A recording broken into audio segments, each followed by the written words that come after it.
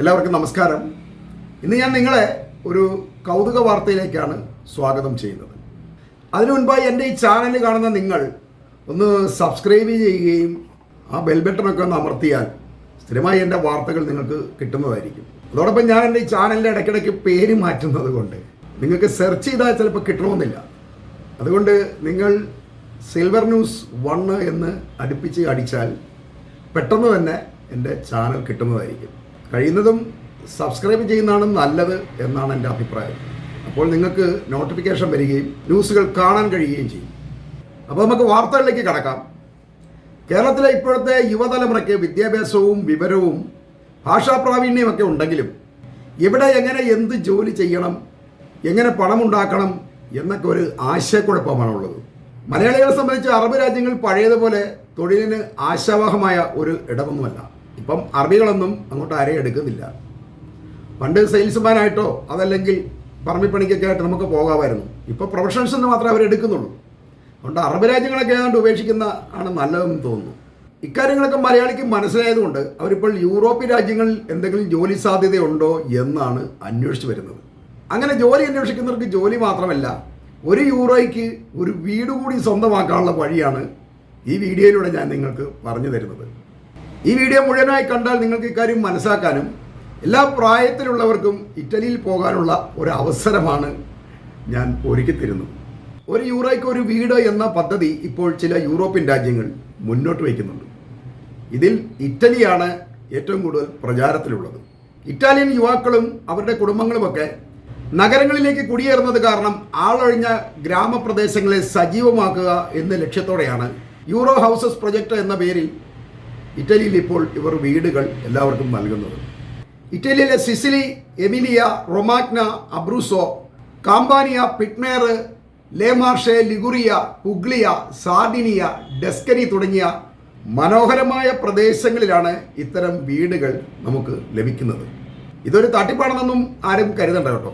ആവശ്യമുള്ളവർക്ക് ധൈര്യമായി ഇപ്പണിക്ക് ഇറങ്ങാവുന്നതാണ്. €1 ഒരു വീട് കിട്ടുമെങ്കിലും ഇതിൽ ചില നിബന്ധനകളുണ്ട് കേട്ടോ. ചുമ്മാ വീട് വാങ്ങി അതിൽ കയറി പോച്ചു മണി കിടന്ന് ഉറങ്ങാമെന്നൊന്നും ആരും ചിന്തിക്കേണ്ട. മിക്കവാറും ഒരു പൊളിഞ്ഞ വീടായിരിക്കും നിങ്ങൾക്ക് കിട്ടാൻ പോകുന്നത്. എന്നാൽ വീട് വാങ്ങിയതിന് ശേഷം നിശ്ചിത സമയത്തിനുള്ളിൽ ഇത് പുതുക്കിപ്പണത് മുനിസിപ്പാലിറ്റികൾക്ക് പേപ്പറുകൾ സമർപ്പിക്കേണ്ടത് നിർബന്ധമാണ്. ഓരോ മുനിസിപ്പാലിറ്റികളുടെ നിയമം അനുസരിച്ച് 1 വർഷം മുതൽ 3 വർഷം വരെയാണ് ഇതിന് കാലാവധി ലഭിക്കുക. നിങ്ങൾ ഈ വീട് പണിയും എന്നുള്ള ഒരു ഉറപ്പിന് വേണ്ടി അതാത് മുനിസിപ്പാലിറ്റികളിൽ ഒരു നിശ്ചിത തുകയും ഇതിനുവേണ്ടി നിങ്ങൾ ബോണ്ടായി കെട്ടിവെക്കേണ്ടി വരും. വീടെല്ലാം പണിത് കഴിഞ്ഞാൽ ഈ തുക നിങ്ങൾക്ക് തിരിച്ചു ലഭിക്കുകയും ചെയ്യും. ഇത്തരം വീടുകൾ സാധാരണക്കാരായ നമ്മൾ എങ്ങനെ സംഘടിപ്പിക്കും എന്നൊരു സംശയം നിങ്ങൾക്ക് തോന്നിയേക്കാം. അതിന് നിങ്ങൾ €1house.com അതല്ലെങ്കിൽ case1euro.it, property in Cicily estate തുടങ്ങിയ വെബ്സൈറ്റുകളെ ആശ്രയിക്കാവുന്നതാണ്. അതല്ലെങ്കിൽ നെറ്റിൽ സെർച്ച് ചെയ്തിട്ട് ഞാൻ ആദ്യം പറഞ്ഞ ഓരോ പട്ടണങ്ങളുടെയും തദ്ദേശ സ്വയംഭരണ സ്ഥാപനങ്ങളുടെ വെബ്സൈറ്റുകളിൽ കയറി ഈ €1 വീടുകളുടെ വിവരങ്ങൾ നിങ്ങൾക്ക് സംഘടിപ്പിക്കാൻ കഴിയും.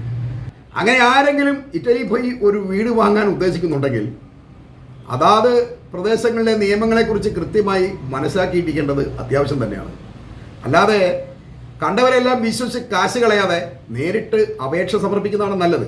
ഇങ്ങനെ €1 വീട് ലഭിക്കുമ്പോൾ അതിനൊപ്പമുള്ള സ്ഥലം കൂടിയാണ് നിങ്ങൾക്ക് ഫ്രീ ആയി ലഭിക്കുന്നതെന്ന് ഓർക്കണം. ഈ വീടുകൾക്ക് പരമാവധി 750 സ്ക്വയർ ഫീറ്റ് വരെയാണ് വലിപ്പം ഉണ്ടാവുക. അതോടൊപ്പമുള്ള സ്ഥലത്തിന് ഏതാണ്ട് 1.5 സെന്റ് മുതൽ 4.5 സെന്റ് വരെ വിസ്തൃതി ഉണ്ടാവും. ഓരോ വീടുകൾക്കും എത്ര സ്ഥലമുണ്ടെന്ന് നിങ്ങൾ നെറ്റിൽ ഇക്കാര്യം തിരയുമ്പോൾ അത് കൃത്യമായി മനസ്സിലാക്കിയിരിക്കേണ്ടതുമാണ്. ഇനി ഇതിൻ്റെ ചിലവുകളെ കുറിച്ചാണ് ഞാൻ നിങ്ങളോട് പറയുന്നത്. ആദ്യമായി ഉണ്ടാകുന്ന ചിലവ് നോട്ടറി ഫീസാണ്. വസ്തുവിൻ്റെ നിയമപരമായ കൈവശാവകാശം ഉറപ്പിക്കുന്നതിന് നോട്ടറിയുടെ സേവനം വളരെ അത്യാവശ്യമാണ്. അതിനുവേണ്ടി ഏതാണ്ട് 3000 മുതൽ €6000 വരെ നിങ്ങൾ ചിലവഴിക്കേണ്ടി വരും. അതായത് ഏതാണ്ട് ഒരു ₹3 ലക്ഷം മുതൽ ₹6 ലക്ഷം വരെ ഇതിനുവേണ്ടി മാറ്റി വെക്കേണ്ടി വരും എന്നർത്ഥം. ഇപ്പോൾ €1 96 സംതിങ് ആണ് റേറ്റ് എന്ന് എനിക്ക് തോന്നുന്നു. ഒരു ₹100 വെച്ച് പിടിച്ചാൽ പോലും ഒരു ₹3 ലക്ഷം മുതൽ ₹6 ലക്ഷം വരെ ഇതിനുവേണ്ടി നിങ്ങൾ ചിലവഴിക്കേണ്ടി വരും. ഈ തുക കൊണ്ട് ആധാരം എഴുതി രജിസ്റ്റർ ചെയ്യാനും മറ്റ് സർക്കാർ ഇടപാടുകളും ഇറ്റാലിയൻ ടാക്സ് കോഡ് വാങ്ങി ടാക്സ് അടയ്ക്കാനുള്ള സംവിധാനമൊക്കെയാണ് നിങ്ങൾക്ക് ലഭ്യമാകുന്നത്. വീടിൻ്റെ ടാക്സ് ഏതാണ്ട് €300 ഓരോ വർഷവും അടയ്ക്കേണ്ടി വരിക. ഈ സ്ഥലവും വീടും നിങ്ങൾക്ക് കിട്ടിക്കഴിഞ്ഞാൽ ഏതാണ്ട് 1000 മുതൽ 5000 യൂറോ വരെയാണ് മുനിസിപ്പാലിറ്റിയിൽ ബോണ്ട് വെക്കേണ്ടി വരുന്നത്. വീട് പുതുക്കി പണിത് കഴിഞ്ഞാൽ ഈ പൈസ തിരിച്ചു കിട്ടും കേട്ടോ. പിന്നെ പ്രധാനമായി ശ്രദ്ധിക്കേണ്ട ഒരു കാര്യം, ഈ ഭാഷയും നാടും ഒന്നും നമുക്ക് പരിചയമില്ലാത്തതുകൊണ്ട് നമ്മൾ വിദേശികളാണല്ലോ. അതുകൊണ്ട് നിയമപരമായ കാര്യങ്ങൾക്കും പ്രാദേശിക അധികാരികളുമായി സംസാരിക്കുന്നതിനുമൊക്കെ ഈ ഇറ്റലിയിലുള്ള ഒരു ഏജന്റിനെയോ അല്ലെങ്കിൽ ഒരു അഭിഭാഷകൻ്റെയൊക്കെ സഹായം തേടുന്നത് വളരെ നല്ലത് തന്നെയായിരിക്കും. അങ്ങനെ ആദ്യഘട്ട ചിലവുകൾ ഏതാണ്ട് 4000 യൂറോ മുതൽ 12000 യൂറോ വരെയാണ് നമ്മൾ പ്രതീക്ഷിക്കേണ്ടത്. അതായത് ഈ ബോണ്ട് കെട്ടിവെക്കേണ്ടതും അവിടെ ഈ വീടിൻ്റെ മറ്റ് പേപ്പറുകളെല്ലാം ശരിയാക്കാൻ വേണ്ടി. ഈ 12000 യൂറോ എന്ന് പറയുമ്പോൾ 12 ലക്ഷം രൂപയോളാണ് നമുക്ക് ആദ്യം ചിലവ് വരുന്നത്. ഇതിൽ ഏതാണ്ട് 5 ലക്ഷം രൂപ, അതായത് 5000 യൂറോയോളം നമുക്ക് പിന്നീട് തിരിച്ചു കിട്ടുമെന്ന് ഓർക്കണം. ഇങ്ങനെ ഈ വീട് അനുവദിച്ചു കഴിഞ്ഞാൽ പിന്നെ അടുത്ത 2ാം ഘട്ടം വരുന്നത് ഈ വീട് പുതുക്കി പണിയലാണ്. ഈ വീട് പണി ആരംഭിക്കുമ്പോൾ അടിത്തറ മുതൽ ഭിത്തി, മേൽക്കൂര, പ്ലംബിങ്, വയറിങ്, ടൈല് എല്ലാം പുതിയത് വേണ്ടി വരുന്നുണ്ട്. അതായത് പുതിയൊരു വീടാണല്ലോ നമ്മൾ പണിയുന്നത്. കാരണം ഈ കിട്ടുന്ന വീടെന്ന് പറഞ്ഞാൽ വെറും ഇടിഞ്ഞു പൊളിഞ്ഞ ഒരു സാധനമായിരിക്കും, താമസിക്കാനൊന്നും പറ്റുണ്ടാവില്ല. വീട് പണിയുന്നതും അതിലേക്ക് സൗകര്യങ്ങൾ കൂട്ടുന്നതൊക്കെ അവരവരുടെ ഈ പോക്കറ്റിൻ്റെ കനം പോലെ ചെയ്യാവുന്നതാണ്. ഇങ്ങനെ പണിയുമ്പോൾ ഏതാണ്ട് ഒരു സ്ക്വയർ മീറ്ററിന്, അതായത് സ്ക്വയർ മീറ്റർ എന്ന് പറഞ്ഞാൽ 3.25 അടിയും കണ്ടാണെന്ന് എനിക്ക് തോന്നുന്നു. ഈ 3.25 അടി നീളവും 3.25 അടി വീതിയുള്ള ഒരു സംഗതി ചെയ്തെടുക്കുന്നതിന് ഏതാണ്ട് 800 യൂറോ മുതൽ 1500 യൂറോ വരെയാണ് ചിലവ് വരുന്നത്. അതായത് സ്ക്വയർ മീറ്ററിൻ്റെ വിലയാണ് ഞാൻ ഈ പറയുന്നത് കേട്ടോ. ഇങ്ങനെ ഒരു വീട് പണി തീർന്നു കഴിയുമ്പോൾ നിങ്ങൾക്ക് ഏതാണ്ട് 20,000 യൂറോ മുതൽ 1 ലക്ഷം യൂറോ വരെ ചിലവ് വന്നേക്കാം. 1 ലക്ഷം യൂറോ എന്ന് പറയുമ്പോൾ 1 കോടി രൂപ കേട്ടോ. അതൊക്കെ അവരവരുടെ ഏക്കം അനുസരിച്ച് ചെയ്യാൻ പറ്റും. നിങ്ങളുടെയൊക്കെ പോക്കറ്റിൻ്റെ കനം അനുസരിച്ച് നിങ്ങൾക്ക് ചെയ്യാൻ പറ്റും. അത് 20,000 യൂറോ മറ്റ് സാധ്യതയുണ്ട് നിങ്ങൾക്ക് ചെയ്യാനുള്ളത്. അപ്പം ഈ എമൗണ്ട് കൂടുന്നതനുസരിച്ച് വീടിനകത്ത് സൗകര്യം കൂടുമല്ലോ. ഈ നമ്മുടെ നാട്ടിലൊക്കെയാണ് ഒരു വീടും സ്ഥലം ഉണ്ടാക്കണമെങ്കിൽ തന്നെ 50 ലക്ഷം രൂപയെങ്കിലും മിനിമം ചിലവുണ്ടാവും. ഒരു ചെറിയൊരു വീട് ഉണ്ടാക്കണമെങ്കിൽ തന്നെ സ്ഥലം മേടിക്കണം, അതിൽ വീട് പണിയണം. ഇതിനെല്ലാം കൂടി ഒരു 50 ലക്ഷം രൂപയെങ്കിലും ഉണ്ടെങ്കിലുള്ള ഒരു മിനിമം വീടെങ്കിലും നമുക്ക് തീർക്കാൻ കഴിയുള്ളൂ. ഇറ്റലിയിലും ഈ ചിലവൊക്കെ വരും ഒരു വീട് പണി തീർക്കണം എന്നുണ്ടെങ്കിൽ. എന്നാൽ ഇത്രയും കാശില്ലാത്തവർക്ക് 20 ലക്ഷം രൂപ ഉണ്ടെങ്കിൽ പണി നടക്കും കേട്ടോ. ചെറിയൊരു വീടൊക്കെ വെച്ച് ചെറിയ രീതിയിൽ നമുക്ക് ഇറ്റലിയിൽ കൂടാൻ പറ്റും. എന്നാൽ ഈ വീട് പണിയുമ്പോൾ നമുക്ക് കേരളത്തിലുണ്ടാക്കുന്ന വീടിനേക്കാൾ സൗകര്യങ്ങൾ വളരെ കൂടുതലായിരിക്കും. കാരണം അവിടെ പല സാധനങ്ങൾക്കും വിലക്കുറവുണ്ട്. അവിടുത്തെ വില വെച്ച് നോക്കുമ്പോൾ അവിടെ വിലക്കുറവുണ്ട്. ഇനി കാശ് കൂടുതലുള്ളവർക്ക് വേണേൽ 5 കോടിക്ക് വേണമെങ്കിലും പണിയാൻ കേട്ടോ. അത് ഇറ്റലിക്കാർക്ക് വലിയ സന്തോഷമാവും. നല്ല നല്ല വീടുകൾ പണിയുമ്പോൾ അവർക്കും കൂടുതൽ സന്തോഷമാവുള്ളൂ. ഒക്കെ നിങ്ങളുടെ സൗകര്യം അനുസരിച്ച് നിങ്ങൾക്ക് തീരുമാനിക്കാം. എല്ലാവരും ഇറ്റലിയിലേക്ക് പോയി വീട് വെക്കാൻ പോകുന്നതല്ലല്ലോ, ഞാൻ നിങ്ങളോട് അറിയിക്കുന്നതേ ഉള്ളൂ. ഇനി പ്രധാനപ്പെട്ട മറ്റൊരു കാര്യം എന്താണെന്ന് വെച്ചാൽ, ഈ 1 യൂറോയ്ക്ക് വീടൊക്കെ പണമേടിച്ച് അതിനെ കുറേ കാശൊക്കെ മുടക്കി പണിതാലും നമുക്കവിടെ പോയി താമസിക്കണമല്ലോ. ഇപ്പോൾ അങ്ങനെ ചുമ്മാ ഞാനിവിടെ വീട് മേടിച്ചിട്ടെന്ന് പറഞ്ഞാൽ അങ്ങോട്ട് ചെന്നാൽ അവർ അവിടെ താമസിപ്പിക്കാൻ സമ്മതിക്കുകയില്ല. അതിന് ചില വിസ നിയമങ്ങളൊക്കെ ഉണ്ട്. നമ്മൾ വിദേശികളാണല്ലോ. വിദേശികൾക്ക് ഏതൊരു രാജ്യത്തും പ്രവേശിക്കണമെങ്കിൽ വിസ ആവശ്യമാണല്ലോ. അതുപോലെ ഇറ്റലിയിലും നമ്മളതിനു വേണ്ടി വിസ നടപടികൾ ചെയ്യേണ്ടതുണ്ട്. അപ്പം നമ്മൾ ഇറ്റലിയിലേക്ക് എന്തിനാണ് പോകുന്നത് എന്ന് സർക്കാരിനെ ബോധിപ്പിക്കാൻ വേണ്ടി നമുക്ക് ജോലി ചെയ്യാനാണ് അവിടെ താല്പര്യമെങ്കിൽ ഒരു വർക്ക് വിസയാണ് നമുക്ക് ആവശ്യം. അതിനുവേണ്ടി ആദ്യം ചെയ്യേണ്ടത് ഒരു വർക്ക് പെർമിറ്റ് സംഘടിപ്പിക്കുക എന്നുള്ളതാണ്. ഈ വിസയ്ക്ക് വേണ്ടി ചില ഓൺലൈൻ പ്ലാറ്റ്ഫോമുകൾ ഇപ്പോൾ ഉണ്ട്. അതായത് ലിങ്ക്ഡൻ, ഇന്ത്യയുടെ ഇറ്റലി, അതല്ലെങ്കിൽ job in Italy, euro jobs തുടങ്ങിയ ഓൺലൈൻ പ്ലാറ്റ്ഫോമുകളുണ്ട്. ഇതെല്ലാം ഒരു പ്രൊഫഷണൽ നെറ്റ്വർക്കാണ് കേട്ടോ. പക്ഷേ ഇതുവഴി വിസയ്ക്ക് അപ്ലൈ ചെയ്യുമ്പോൾ അത് സാധാരണക്കാർക്ക് പറ്റണമെന്ന് നിർബന്ധമൊന്നുമില്ല. അതിന് IT, ഹോസ്പിറ്റാലിറ്റി, ടൂറിസം, എഞ്ചിനീയറിങ്, അതുപോലെ തന്നെ ആരോഗ്യ മേഖല എന്നുള്ള വേക്കൻസികളൊക്കെയാണ് കൂടുതലുള്ളത്. അങ്ങനെ അതിനെക്കുറിച്ച് പഠിച്ചവരോ അല്ലെങ്കിൽ അത്രയും കഴിവുകളോ ഉള്ളവരൊക്കെ ആണെങ്കിൽ ഈ ഗവൺമെൻറ് എപ്പോഴാണ് വിസ അങ്ങനെ അനുവദിക്കുന്നത് എന്നുള്ള അവസരം നോക്കിയിട്ട് വിസയ്ക്ക് അപേക്ഷിച്ചാൽ കാര്യം പെട്ടെന്ന് നടക്കും. ഇറ്റലിയിൽ ഭാഷ അറിയാമെങ്കിൽ കാര്യങ്ങൾ വളരെ എളുപ്പമാകും എന്നുള്ളതാണ് വസ്തുത. ഇനി അതല്ല, നമുക്ക് ഇത്തരം യോഗ്യതകളൊന്നും ഇല്ലെങ്കിൽ, അല്ലെങ്കിൽ നമ്മൾ പ്രൊഫഷണൽ അല്ല എന്നുണ്ടെങ്കിൽ ഇറ്റലിയിലുള്ള ഏതെങ്കിലും ഒരു ചാത്തൻ സായിപ്പിനെ ചാക്കിട്ടിട്ട് അയാളിൽ നിന്നും ഒരു തൊഴിൽ വിസ ഒപ്പിക്കുന്നതാണ് നല്ലത്. അതിന് അയാൾക്കിതിന് കാശ് കൊടുത്താലും കുഴപ്പമില്ല. അതിനൊരു $1000-2000 കൊടുത്താൽ പോലും നമുക്കൊരു നഷ്ടം വരുമെന്ന് എനിക്ക് തോന്നുന്നില്ല. ഇതിനൊരു കഞ്ചാവ് സായിപ്പിനെ പിടിച്ചാലും മതി കേട്ടോ. നമ്മൾ ഈ അറബികളിൽ നിന്നൊക്കെ പണ്ട് ഫ്രീ വിസ എടുക്കുമല്ലോ, അത് ഇതുപോലെയാണ്. അവിടെയുള്ള പണിയൊന്നുമില്ല നടക്കുന്ന അറബികളെ കൊണ്ട് നമ്മൾ അവർക്ക് കാശ് കൊടുത്തുകൊണ്ട് വിസ എടുപ്പിക്കും. എന്നിട്ട് മാസം അമ്മമാർക്ക് എന്തെങ്കിലും കൊടുക്കും. ഇങ്ങനെയൊക്കെയാണ് ഫ്രീ വിസ എന്ന് പറഞ്ഞ് വിദേശത്ത് ഉണ്ടായിരുന്നത്, ഗൾഫ് രാജ്യങ്ങളിൽ. ഇപ്പോൾ അതൊക്കെ അമ്മമാർ ബ്ലോക്ക് ചെയ്തിരിക്കുകയാണ്. ഇപ്പോൾ ആ പണിയൊന്നും നടക്കുകയില്ല എന്നുള്ളതാണ് എൻ്റെ അറിവ്. ഇറ്റലി എല്ലാ വർഷവും വിദേശ പൗരന്മാർക്ക് തൊഴിൽ വിസ നൽകുന്നുണ്ട്. ഇത് ഗൾഫിലെ പോലെ വാരിക്കോരി അങ്ങനെ കൊടുക്കുകയൊന്നുമില്ല. എന്നാൽ ഇറ്റലിയിൽ ഒരു സായിപ്പ് വിചാരിച്ചാൽ നിങ്ങൾക്ക് വിസ ഒപ്പിക്കാൻ കഴിയും. അയാളാണല്ലോ നിങ്ങളുടെ സ്പോൺസർ. അതുകൊണ്ട് വിസ കിട്ടില്ല എന്നുള്ള തോന്നലൊന്നും വേണ്ട കേട്ടോ. അതിനൊരു ജോബും കൂടെ കാണിക്കണമല്ലോ. അതിന് ഈ സായിപ്പിൻ്റെ ആടിനെ നിക്കറിടിക്കാനാണ് എന്ന് പറഞ്ഞെങ്കിൽ ഒരു വിസ സംഘടിപ്പിക്കുന്നതാണ് നല്ലത്. അതിലുമായിട്ട് നല്ലൊരു ബില്ലിംഗ് ആണെങ്കിൽ നമുക്ക് ഒപ്പിക്കാൻ ഈസിയാണ്. അങ്ങനെ അയാളോ അതല്ലെങ്കിൽ ഏതെങ്കിലും കമ്പനിയോ നിങ്ങൾക്ക് വിസ തരാമെന്ന് ഉറപ്പിച്ചു കഴിഞ്ഞാൽ അവരാദ്യം ചെയ്യേണ്ടത് നമുക്കൊരു വർക്ക് പെർമിറ്റ് ഉറപ്പിച്ചു തരിക എന്നുള്ളതാണ്. അതിന് ഇറ്റാലിയൻ ഭാഷയിൽ നുള്ള ഓസ്റ്റ എന്നങ്ങോട്ടൊക്കെ പറയുന്നത്. വർക്ക് പെർമിറ്റ് എന്നാണ് അതിൻ്റെ അർത്ഥം. അയാളാണ് നമ്മളെ സ്പോൺസർ ചെയ്യുന്നത് എന്ന് കാണിക്കാൻ വേണ്ടിയാണ് ഈ വർക്ക് പെർമിറ്റ് എടുക്കുന്നത്.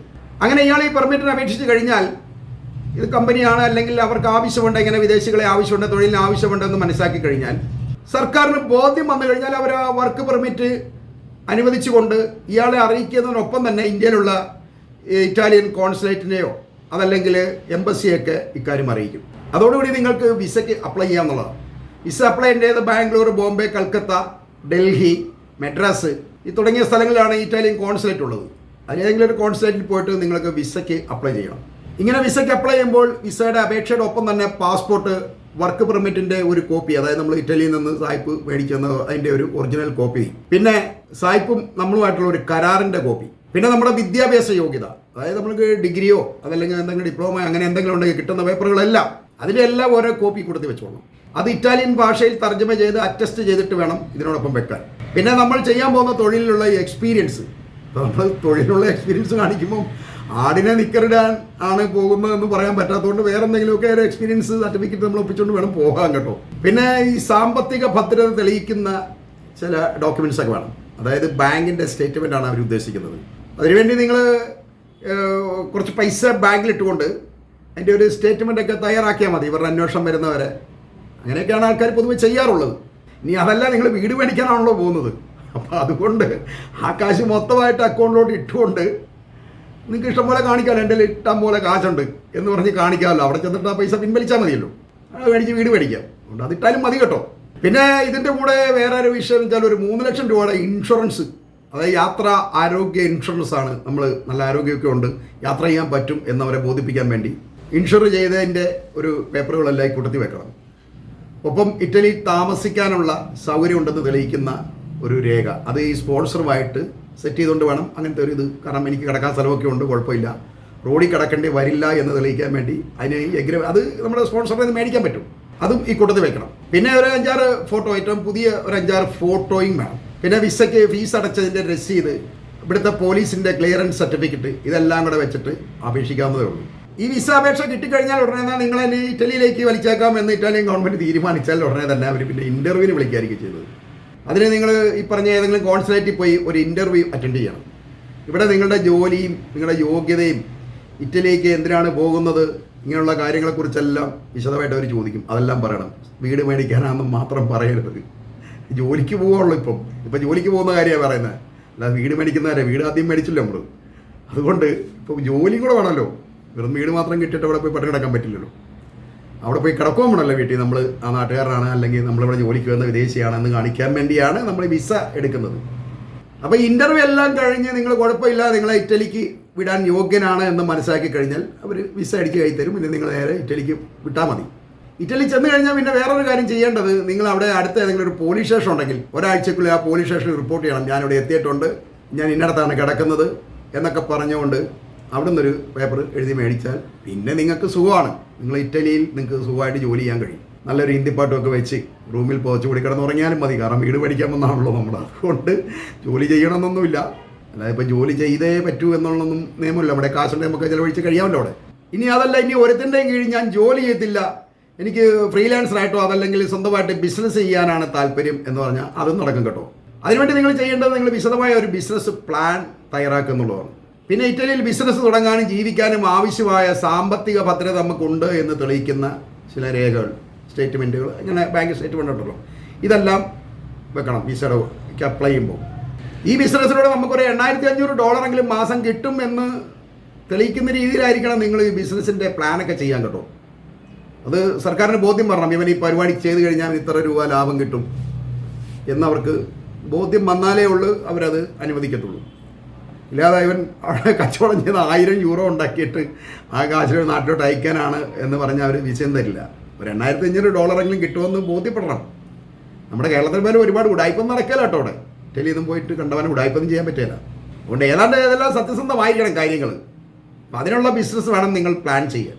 ഇങ്ങനെയൊക്കെ നിങ്ങൾ ബിസിനസ് തുടങ്ങാനാണ് പ്ലാനെങ്കിൽ ഒരു ഇറ്റാലിയൻ വക്കീലിൻ്റെ സഹായം തേടുന്നത് വളരെ നല്ലതായിരിക്കും. അയാളാകുമ്പം അവിടുത്തെ നിയമകാര്യങ്ങളെല്ലാം കൃത്യമായിട്ട് പറഞ്ഞു തരും. അല്ലെങ്കിൽ തന്നെ നമ്മൾ ഈ വിദേശത്ത് പോകുമ്പോൾ അവിടെയുള്ളൊരു വക്കീലിൻ്റെയോ അതല്ലെങ്കിൽ നല്ലൊരു ബ്രോക്കറുടെ സഹായം തേടുന്നത് നല്ലതായിരിക്കും. ഇപ്പോൾ ഈ വാർത്ത കേൾക്കുന്ന എല്ലാവർക്കും ഇറ്റലിയിലേക്ക് പോകണമെന്ന് ആഗ്രഹം ഉണ്ടെങ്കിലും ഒന്നും ചാടിക്കറി പോകാൻ പറ്റില്ല. ഇങ്ങനെ കുറേ പ്രശ്നങ്ങളുണ്ട്. അതുകൊണ്ടാണ് ഈ എടുത്ത് പറയുന്നത്. ഇറ്റലിക്കാരല്ലാത്തവർക്ക് പുതിയ സ്റ്റാർട്ടപ്പ് ബിസിനസ്സുകളൊക്കെ ചെയ്യാൻ ഇറ്റലി പ്രോത്സാഹിപ്പിക്കുന്നുണ്ട്. എല്ലാ രാജ്യങ്ങളും പ്രോത്സാഹിപ്പിക്കുന്നുണ്ട്. പക്ഷേ ഈ സൗദിയിലോ അല്ലെങ്കിൽ ദുബായിലോ അല്ലെങ്കിൽ അറബ് രാജ്യങ്ങളിലൊക്കെ ഇപ്പോൾ ഇതുപോലെ ഒരാൾക്ക് സ്വന്തമായിട്ടൊരു ബിസിനസ് തുടങ്ങണമെങ്കിൽ ഏതാണ്ട് 2 ലക്ഷമോ 3 ലക്ഷമോ റിയാലൊക്കെ അവർ കണക്ക് കാണിക്കേണ്ടി വരും. അതൊക്കെ വലിയ എമൗണ്ട്. അത്രയൊന്നും കാശൊന്നും ഇവിടെ ഒന്നും വേണ്ടി വരില്ല. ഇതിപ്പോൾ ബിസിനസ്സൊക്കെ തുടങ്ങാൻ വേണ്ടി ഇവിടെ കാശുള്ളവർ മാത്രം ആലോചിച്ചാൽ മതി കേട്ടോ. ഇവിടെ ചുമ്മാ കാശുള്ള ആൾക്കാരുണ്ടല്ലോ, ഒരുപാട് അക്കൗണ്ടിൽ കിടക്കുന്ന അല്ലെങ്കിൽ കള്ളപ്പണം ഉള്ളവരൊക്കെ ഈ പണി ആലോചിച്ചാൽ മതി. അല്ലാത്ത പിച്ചക്കാരൊന്നും ഈ പരിപാടി ആലോചിക്കുകയും ചെയ്യരുത്, നടക്കുകയല്ല. കാശ് വേണം. ഇപ്പോൾ കൂടുതൽ ബിസിനസ് ചെയ്യണം, വിദേശത്ത് പോയി കച്ചവടം ചെയ്യണം, അല്ലെങ്കിൽ എന്തെങ്കിലുമൊക്കെ പരിപാടി ചെയ്യണം എന്ന് പ്ലാൻ ചെയ്യുന്നവർ മാത്രം ഇത് ചെയ്താൽ ഈ റൂട്ടിലങ്ങ് പോയാൽ മതി. എന്തായാലും ഒരു 50,000 യൂറോ എങ്കിലും നമ്മളവിടെ ഇൻവെസ്റ്റ് ചെയ്യാൻ തയ്യാറാണ് എന്നുള്ള രീതിയിൽ വേണം കാര്യങ്ങളൊക്കെ കാണിക്കാൻ. ഇനി അതല്ല, ഇഷ്ടംപോലെ കാശ് കയ്യിലുണ്ട്, ഇറ്റലി പോയി സ്ഥിരമായി താമസിക്കാനും അല്ലെങ്കിൽ അവിടെ പോയി ജോലി ചെയ്യാനൊന്നും എനിക്ക് സൗകര്യമില്ല, ഇടയ്ക്കൊക്കെ പോയി ഒന്ന് താമസിക്കണം എന്ന് കരുതുന്നവർക്ക് എലക്റ്റീവ് റെസിഡൻസി വിസ ഉപയോഗിക്കാം കേട്ടോ. അതിന് ഇടയ്ക്കൊക്കെ പോയി ഒന്ന് താമസിക്കണം എന്ന് കരുതുന്നവർക്ക് വരുമാനം കാണിക്കേണ്ടി വരും. ഈ വരുമാനം കേട്ടോ, ഇടയ്ക്കൊക്കെ പോയി ഒന്ന് താമസിക്കണം എന്ന് കരുതുന്നവർക്ക് അവർക്കും ഇതുപോലെ വരുമാനം കാണിക്കേണ്ടി വരും. അത് ഡൂക്കിലൊന്നും പറ്റില്ല, നല്ല കാശുള്ളവരായിരിക്കണം. ഇങ്ങനെയൊക്കെ ഇടയ്ക്കൊക്കെ പോയി ഒന്ന് താമസിക്കണം എന്ന് കരുതുന്നവർക്ക് ഇറ്റലിയിൽ വീടോ കടയൊക്കെ വാങ്ങി വാടകയ്ക്ക് എടുത്തുകൊണ്ട് ഈ വരുമാനം ഉണ്ടാക്കാൻ കഴിയും. 32,000 യൂറോ എന്നൊക്കെ പറയുമ്പോൾ നിസ്സാരമാണ് ഇങ്ങനെ വാടകയ്ക്ക് കിട്ടുമെങ്കിൽ. ഈ കോടീശ്വരന്മാരാണെന്ന് പറഞ്ഞാലും അവർക്കും ഈ 1 യൂറോയുടെ വീട് മേടിച്ചിട്ട് പൊളിച്ച് വിടുന്നത് നല്ല സെറ്റപ്പാക്കാം കേട്ടോ. അത് വേണേൽ വാടകയ്ക്ക് കൊടുക്കുകയും ചെയ്യാൻ തോന്നുന്നു. അപ്പം അങ്ങനെ കുറേ വീടുകൾ മേടിച്ച് പുതുക്കിപ്പടുത്ത് വാടകയ്ക്ക് കൊടുത്താലും മതി, അങ്ങനെയും വരുമാനം ഉണ്ടാക്കാം. ഇങ്ങനെയുള്ളവർക്ക് പ്രായപരിധി ഒന്നുമില്ല. അവർക്ക് 90 വയസ്സായാലും വേണമെങ്കിൽ ഇറ്റലി പോകാം. പക്ഷേ ഒരു കുഴപ്പമെന്ന് വെച്ചാൽ ഇങ്ങനെ വിസയ്ക്ക് വരുന്നവർക്ക് ഏതാണ്ട് 30,000 യൂറോ വിലയുള്ള ഒരു ഇൻ്റർനാഷണൽ ആരോഗ്യ ഇൻഷുറൻസ് അവരെടുത്തിരിക്കണം. അത് പ്രായപരിധി ഇല്ലാത്തത് കൊണ്ടാണ് ഇത്രയും വലിയ ഒരു എമൗണ്ട് അവർ ആവശ്യപ്പെടുന്നത്. ചെറുപ്പത്തിലൊന്നും വിദേശത്തൊന്നും പോകാൻ കഴിയാതെ പ്രായമായി കഴിയുമ്പോൾ നല്ല കാശുകൊണ്ട് ഈ കാശുകൊണ്ട് വലിയ കാര്യമായ ഉപയോഗമൊന്നുമില്ല എന്നവർക്ക് വിദേശത്തൊക്കെ യാത്ര ചെയ്ത് അവിടെ പോയി താമസിക്കുകയൊക്കെ ചെയ്യണമെങ്കിൽ ഇങ്ങനെ ചില കാര്യങ്ങളൊക്കെ ഉണ്ട്. ഒരുപാട് ഓഫറുകൾ ഇങ്ങനെ കിടപ്പുണ്ട്. അതൊക്കെ ചെയ്യാൻ പറ്റും. ചുമ്മാ കേരളത്തിൽ കിടന്ന് മഴയും കൊണ്ട് ഡെങ്കിപ്പനയും പിടിച്ച് ഉന്തും തള്ളുമൊക്കെ കൊണ്ട് കഷ്ടപ്പെടുന്നതിലും നല്ലത് നിങ്ങൾ ഈ വാർത്ത കേട്ടാൽ ഉടൻ തന്നെ ഇറ്റലിയിൽ പോയി ഒരു വീടും വാങ്ങി ജോലിയോ ബിസിനസ്സോ ചെയ്ത് സുഖമായി ജീവിക്കാൻ ശ്രമിക്കൂ എന്ന് ഉപദേശിച്ചുകൊണ്ട് ഞാൻ ഈ വാർത്തകൾ ഇവിടെ അവസാനിപ്പിക്കുകയാണ്.